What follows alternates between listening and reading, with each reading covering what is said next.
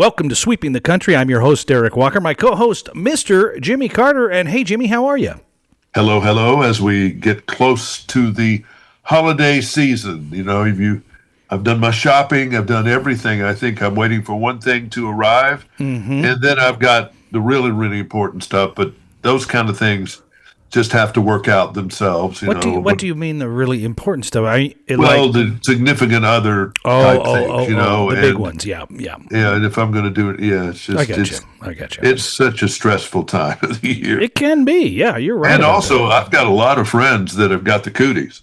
That have had upper respiratory things that they got at Thanksgiving. Gosh. And I've had you can hear it in my voice, I've had it for almost a week. Yeah. And it had a little laryngitis going with it a week ago, but that went away. And it's just blowing your nose all the time. I woke up this morning, I hardly could breathe. I mean, it was I was so stopped up.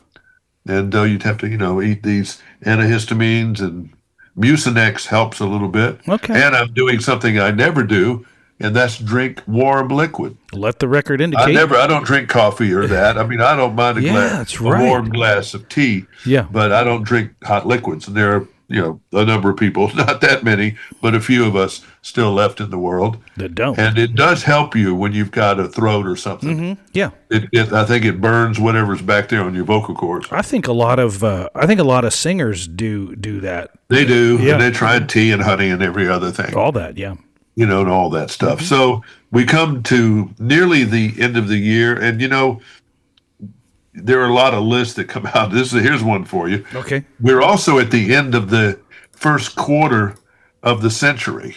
Oh, gosh, I didn't even think of that. We're the end of the first 25 years. Yeah. And so there's a magazine called Pollstar that counts how many tickets people have sold and all that stuff. And I didn't memorize it, but no one that I've asked this question to has been able to guess who the number one touring artist of the first 25 years would be. Who is that? Of the first 25 years. Yeah.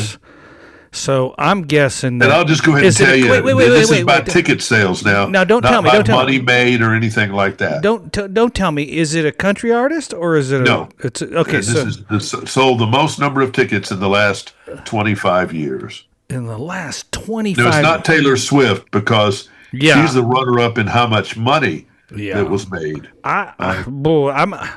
Is it a male or female or a group? Can you give me? It's a group. I'm gonna say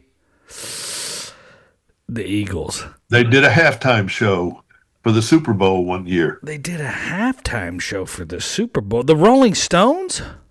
No, but they are the one that had that made the most amount of money touring in the last 25 years, and that figure was over $6 billion. Oh my God! The most money Mick Jagger's probably ever made. They made a lot. Well, they split it. You got to split it 3-4 ways, so that cuts still down some. Back in the day, they weren't getting paid. They made the most that. money. Taylor Swift was number 2. Okay, give it to me. A lot. I don't know. I can't. Coldplay. Wow, that's out of left field for me. I mean, I 24. like them. No one got it. No one guessed that's it. Crazy. 24 million tickets. Wow, that's amazing. And something like a couple of $1 billion in sales. I didn't sell it list. Yeah. Anyway, they're number 1. U2 is number 2. Wow. Because U2 was very big at the first of this 25 years. Yeah, I could see that. Yeah, I could see that. And then after that's Ed Sheeran. Oh, yeah, he was hot for a while, too, yeah. And then actually another name that's in there for the first 25 years is the one that did the most shows that they're counting. Garth Brooks? Dave Matthews Band. Dave Matthews. By the way, did you know? I mean, they've done a lot of shows, and so they're up there real hot too. Not only that, Dave Matthews has their own brand of wine. I'm not surprised. Yeah, that's pretty good. We're dealing big money. Wow, Dave Matthews, big money. That's crazy stuff. But interesting. I mean, you think that's interesting, isn't it? And of course, country. Now, just guess the country artist. He doesn't come in, but he comes in at number 7 on the. I'm going to say big list. I want to say Garth just because he did so many. But no, he didn't even make the top 25. God, I'm blown away by that. A country artist do I have to go back like an Alan Jackson type? Or it's tough. No, it's not Alan. I don't want to say. It's Kenny Chesney. Oh, well, of course. I mean, that guy toured a lot. I didn't think about that. He didn't tour a lot, but he toured stadiums. He did big stops, yeah.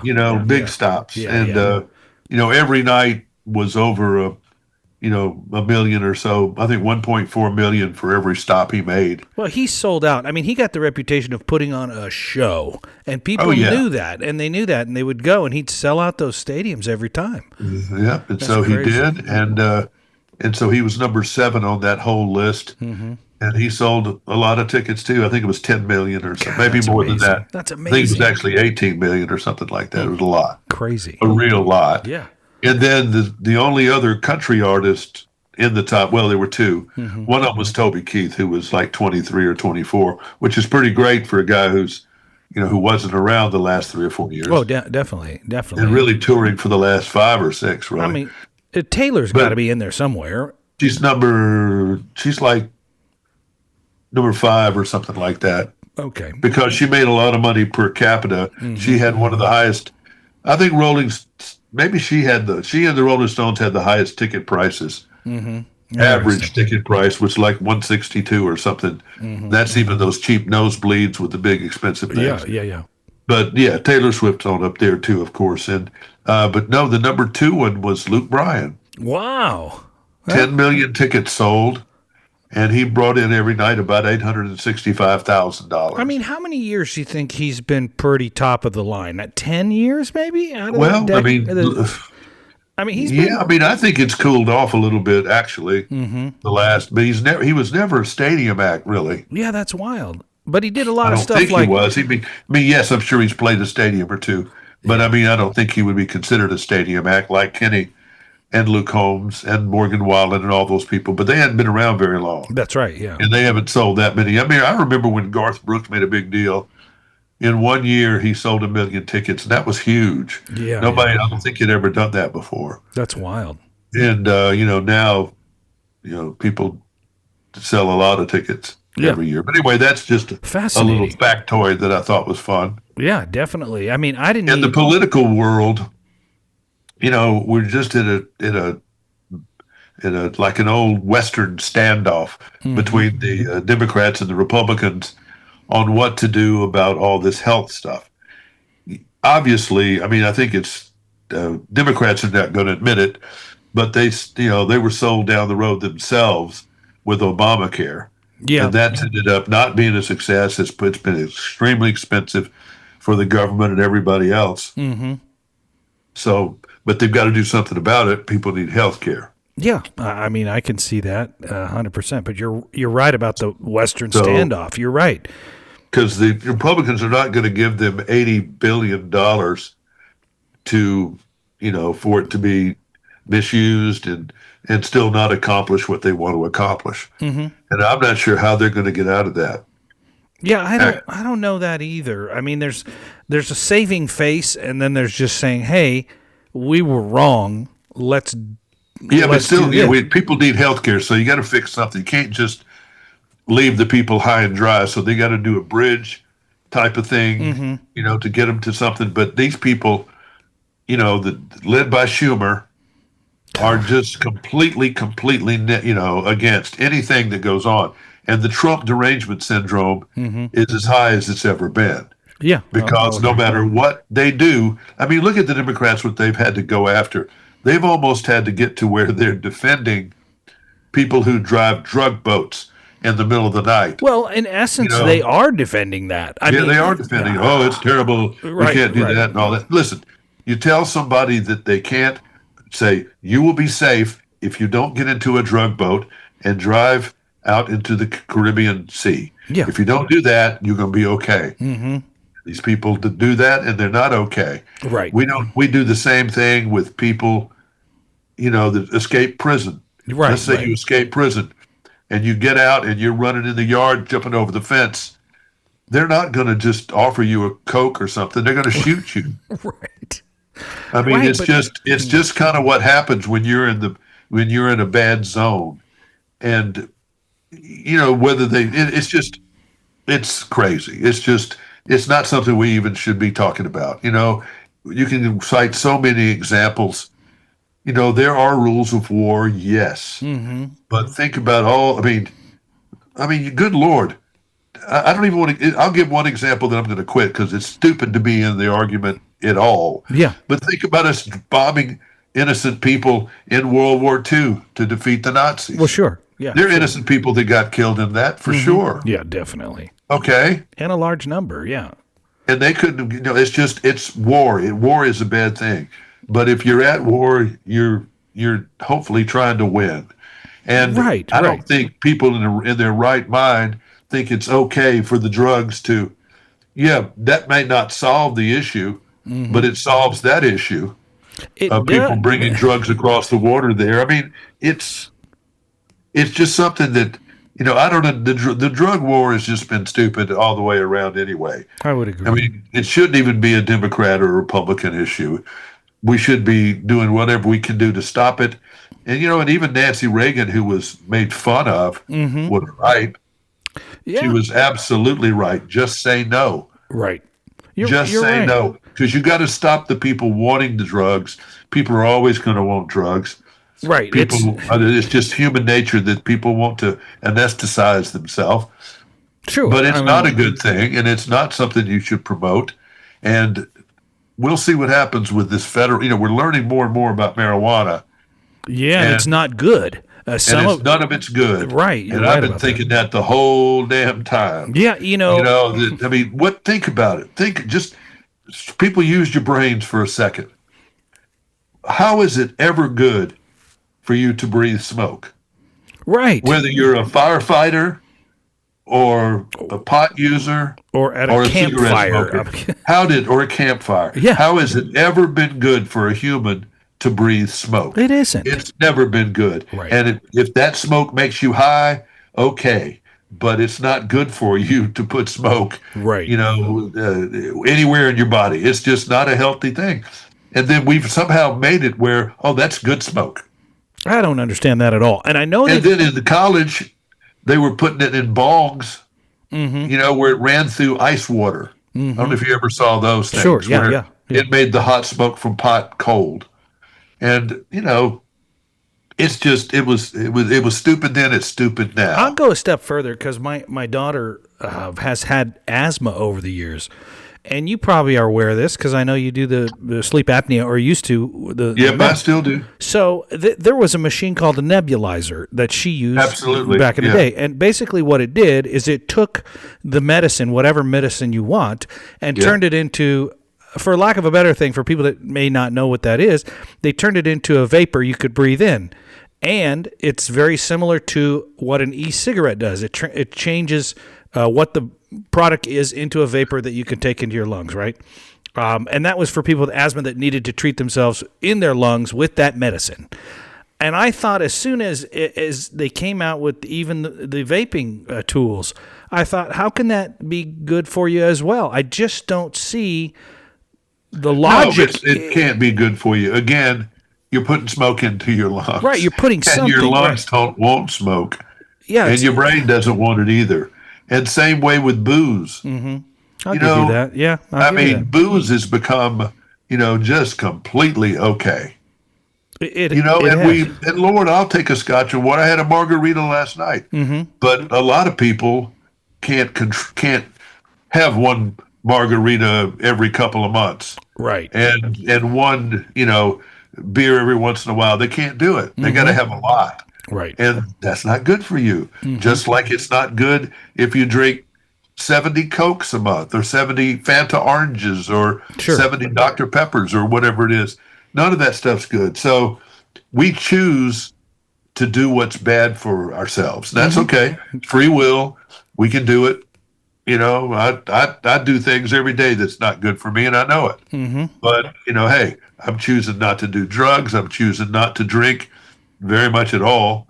I'm drinking more water than I used to, but I'll still drink a Coke in the morning. Okay, that's not good. I do it with carbonated Coke, and I drink about half of it, or maybe 3/4, and that's all I'll drink that day.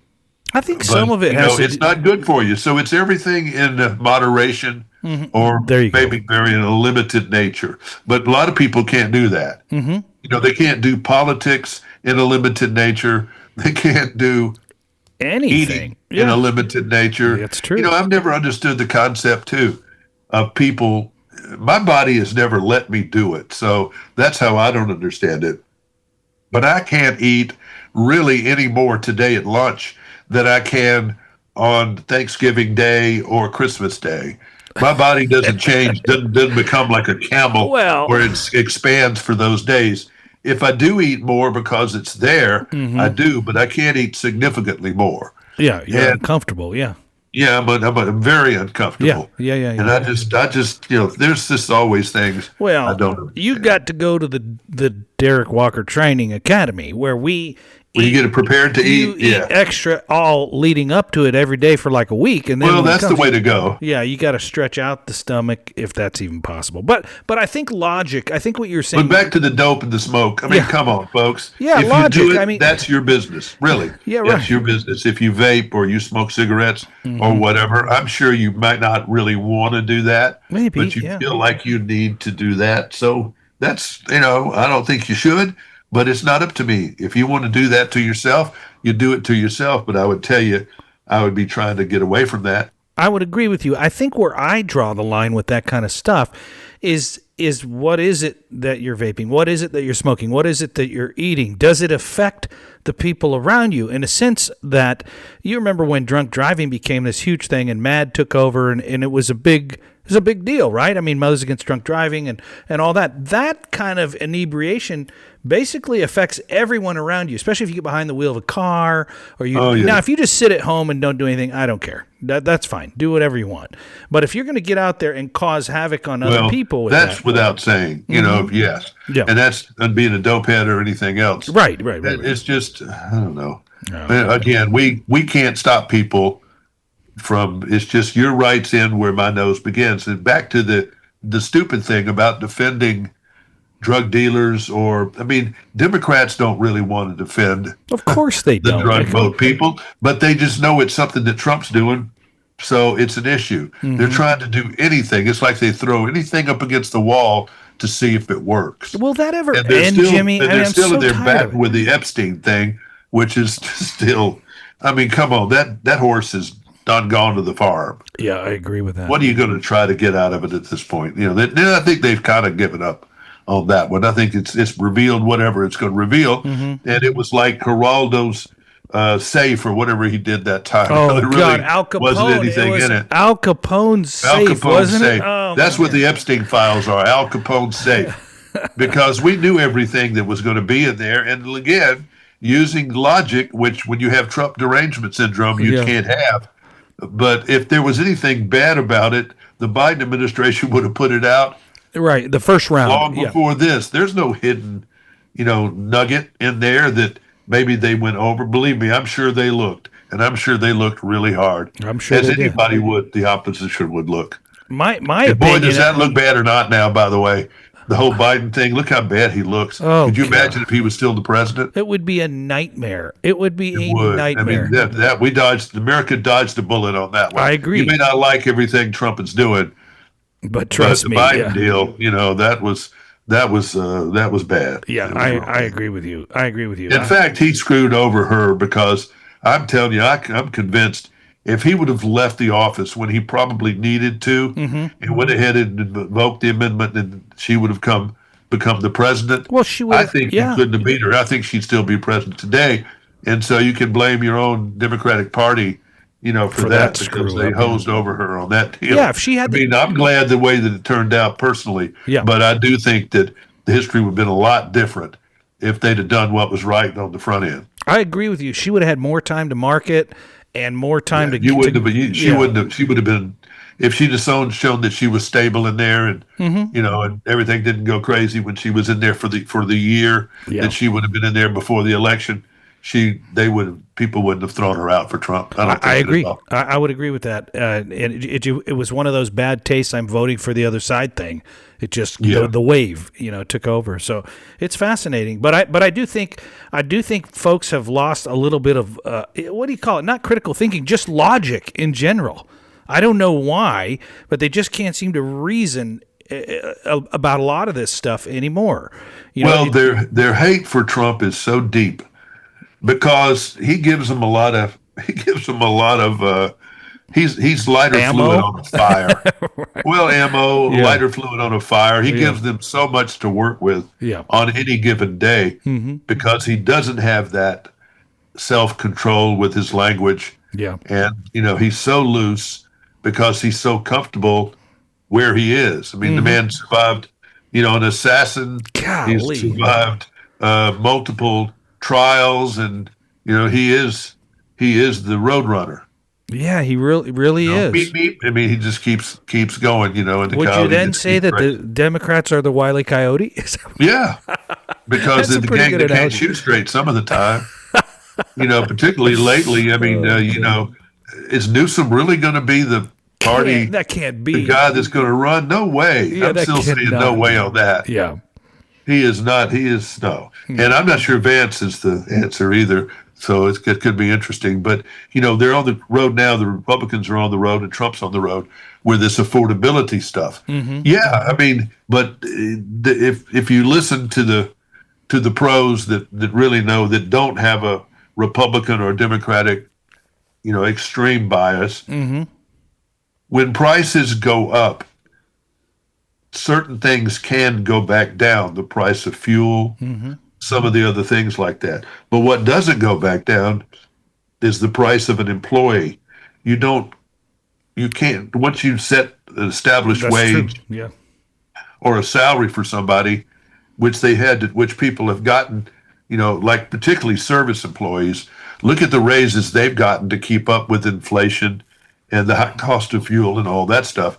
I mean, again, I don't begrudge them for it, and I'm participating in that. I mean, I tipped today on I think it was a $20 lunch. I tipped $4. That's 20%. And I don't think lunch used to never cost me $20 for the first of all. I mean, it was more like 14, right. 13, 14 is probably what I used to pay. So it's gone up, 50, 60, 70%. And so the tips have had to keep up with it. I didn't tip $4 for lunch. On lunch it'll be $2 or something. Right. No, that was fine with everybody concerned. Nobody was upset about that. But again, now with $20 check, I tip $4. And then I tip more sometimes because I know that they're working so hard, and I'll tip more, and I've certainly done that, around Thanksgiving and some of these other times. But those wages don't go down.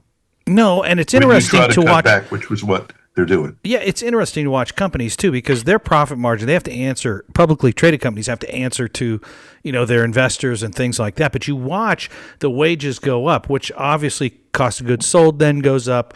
And so these employers are trying to find ways to hold down. So what do? They run you out 32 hours instead of 40 because the law says they don't have to give you a benefits package if you're not working full time. Yeah, there's lots of screw things. I hate that. Yeah.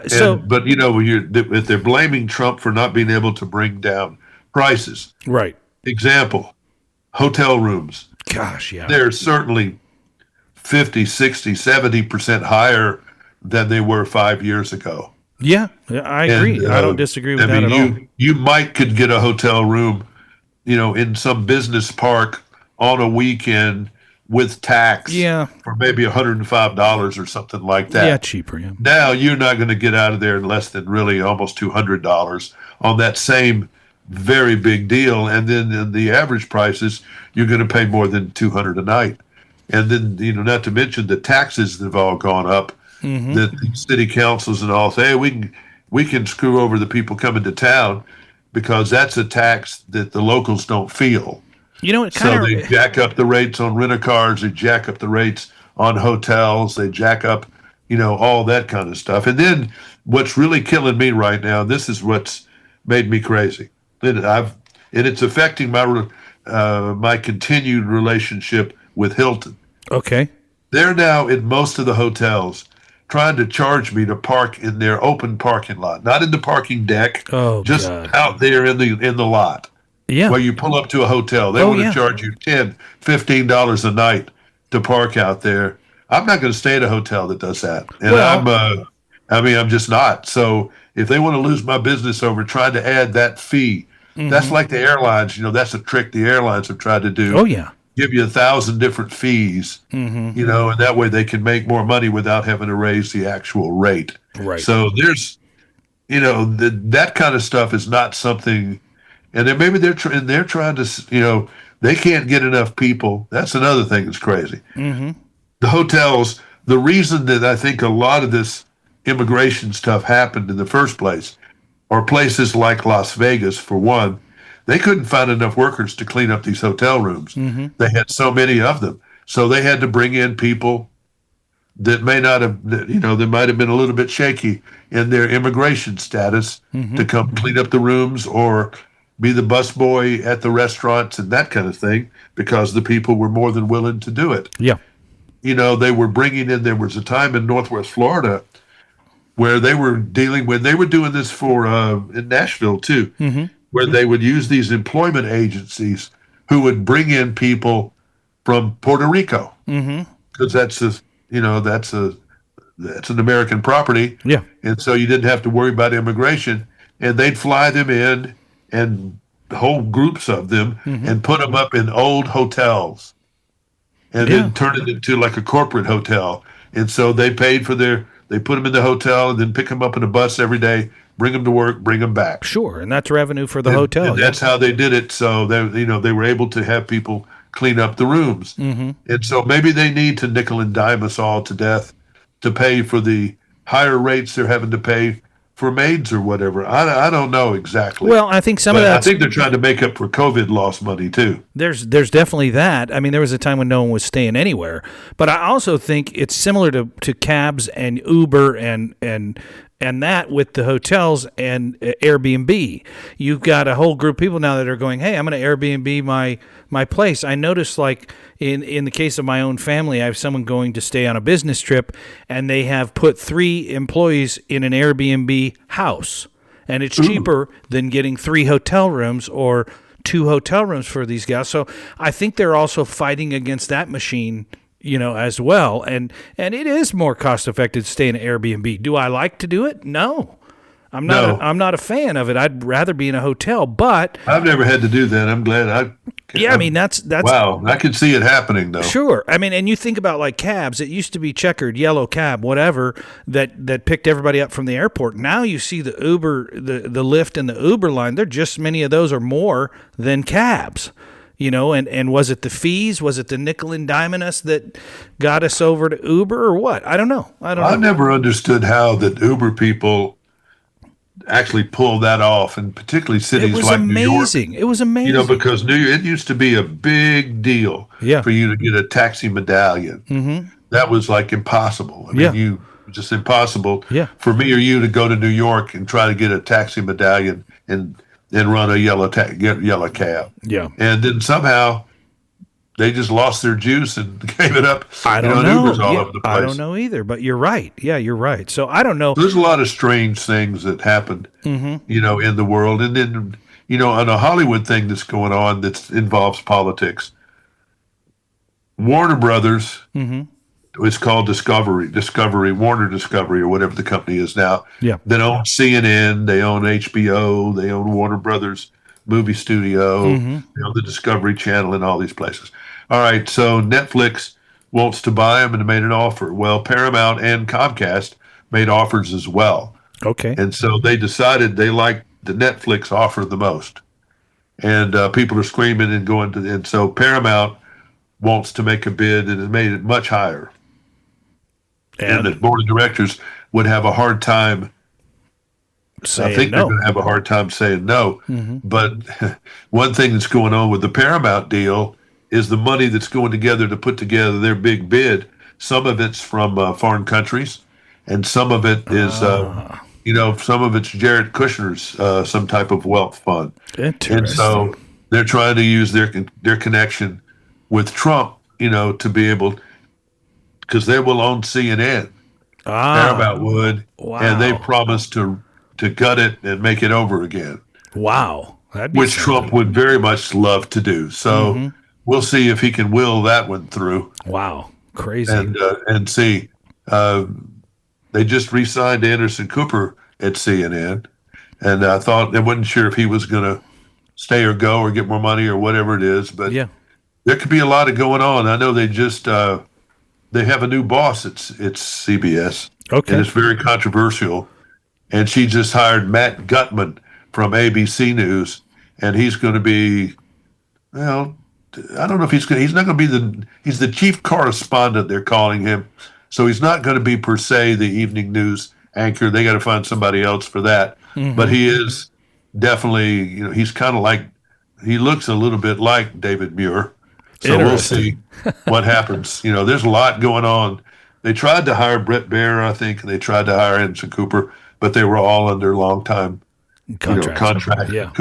That's wild. Go. That's wild. So there's a lot going on in the world of. You're also seeing a lot of anchor people around the country. You're seeing them retire. It sounds like they want to do this. I don't think that's true, and I think they're getting kind of pushed out. Interesting. Because the economics are such they can't give them more money, and they can't even pay them what they're paying them.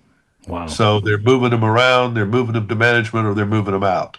I mean, you're seeing that all over the country. Boston, in fact, some people kind of picked up on it. One of the Boston papers saw a couple of things moving around that didn't seem normal. And it's about the economy. No one's going to admit it, but it's about the economy of broadcasting, radio, TV, and all of it. It's, it's really crazy what has happened. I mean, it's all gone to podcast and other things on the YouTube. Yeah. It's such a big deal. TikTok, and, Facebook and TikTok, and they're just not doing traditional stuff. And people are doing other things. And particularly the younger people, 20s, 30s, mostly 20s, teens and 20s, they're absolutely 100%, over there on whatever they've decided they're into today. And there are things that I've never heard of that I hear every once in a while. Yeah, no, you're 100% right. I just saw an article too the other day on Time Magazine's front runner for Person of the Year, and they're talking about AI. It's not a person at all. No, I think that absolutely would be legitimate. That's like the internet one year probably. Yeah. Was, but yeah, AI for sure. Yeah. I used it twice today to ask it questions. That I couldn't figure out. I couldn't get to. It was easier to go to it than Google at the time, and I don't know that Google would have answered the question, but I felt like AI would.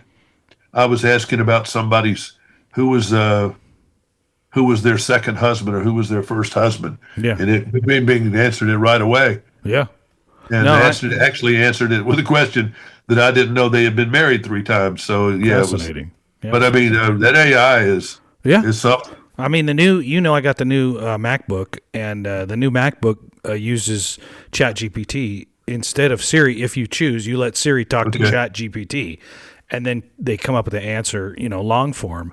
And it is useful. I mean, obviously, it's as good as the information it absorbs only. And I see it makes some mistakes. It does. It does make mistakes. It tells you some things that, right. I'm sure they would fix it if they knew it was a mistake, but it's garbage in, garbage out. What they're using as sources, right? And Wikipedia is not always correct. No, that's been moves now and again. So if they're using Wikipedia as the Encyclopedia Britannica, that's not a good thing either. Not. So there's AI is scary. Particularly with what it can do with visuals and voices and things like that. I find it troubling what it can do with no guidelines, no guardrails. You'd think we'd learn, but we don't learn. We're really dumb people, I think, a lot. Yeah. I mean, look at the internet. We let it go crazy, and it went wild, like the Wild West, with no rules. Right. And you got what you got with it. You got a lot of fraud, and you got a lot of porn, and a lot of things on there that I don't think, that parents, young parents that are responsible do not let their children get near the internet or let them get near YouTube or anything else. And because they know it's dangerous. They know that there's a lot of bad stuff on there, and there's no rules. Mm-hmm. That's a battle right there. If you're a parent, that is a battle and a half that you eventually lose. Eventually, yeah, because they're going to get to it at school, and but you're not going to endorse it at home. Yeah, and I think you just try to hold. It's like with anything with parenting. Is I think the parents just try to, and I know I tried, and my parents tried with me. Yeah. Just to hold you back as long as they could. Yes, I agree. When you hopefully have a developed brain that can make some good decisions. Yeah, I think that's fair. And my dad used to say, a man doesn't have any sense till he's 28 years old, and even then, it's not measurable. That's accurate. That's pretty accurate. That's pretty accurate. Pretty accurate. Yeah, women do have a lot more sense than men earlier than we do. Yeah, they mature. Be so stupid, but anyway. Well, Jimmy, wonderful as always. I enjoy every time we do this, and we missed last week because you weren't feeling good. So I'm glad you're feeling better now. I'm feeling better. It's just I don't sound perfect yet, but I'm getting there. Yeah, no doubt about it. Until next week when we do this all again in perfect form. I'm Derek Walker. He is Jimmy Carter. Good day.